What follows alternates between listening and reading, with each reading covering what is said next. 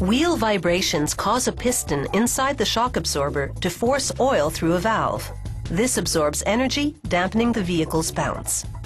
All this happens within the shock's two tubes, the reserve tube, and inside it, the pressure tube, housing the piston rod and compression valve. The factory makes both these tubes from a steel sheet sliced into strips. Inside this tube mill, coolant prevents the passing strip from overheating as one forming roller after another gradually rounds it into a tube. Then a copper welding wheel fuses the tube closed.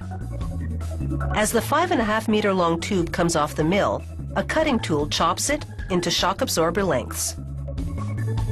The tube making process is the same for the reserve and pressure tubes, except that the reserve tubes undergo one extra step, compressing the ends. This enables the shock to house a larger reserve tube that can hold more oil.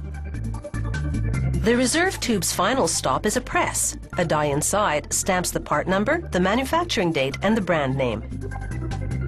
Many components are made of powdered metal, mostly iron powder mixed with some graphite and copper. After a press compacts the powder in a die, a furnace fuses the particles. This powdered metal part is the valve through which the piston forces the oil. Steel discs and a spring help control the speed with which the valve operates for varying driving conditions. A stamping tool crimps the end of the tube, holding the spring in position. The valve, now fully assembled, seals the bottom of the pressure tube. Meanwhile, a press punches round steel discs into other components. These loops mount the shock absorber to the vehicle. A worker positions a cup on each one, then a robot welds them together.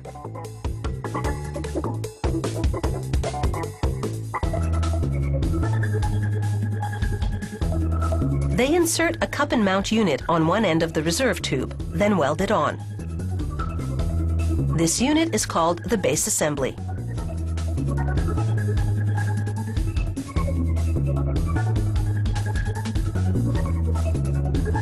The base assemblies now go on a conveyor, open end up, so that workers can drop a pressure tube inside each one.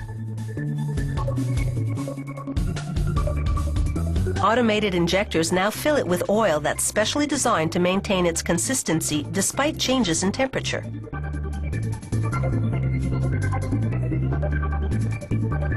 Next comes the head assembly. That includes the steel piston rod and the mount on the other end of the shock absorber. Two copper welding wheels fuse the head assembly to the base assembly with a cap. This closes the unit, sealing the oil inside.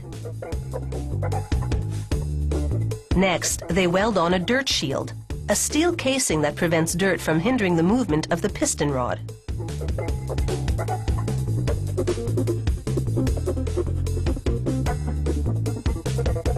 Now they press a bushing into each mount.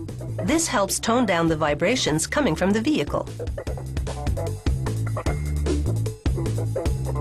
Now it's onto an automated carousel. Robots pierce a hole in each shock and inject nitrogen gas to prevent the oil inside from foaming.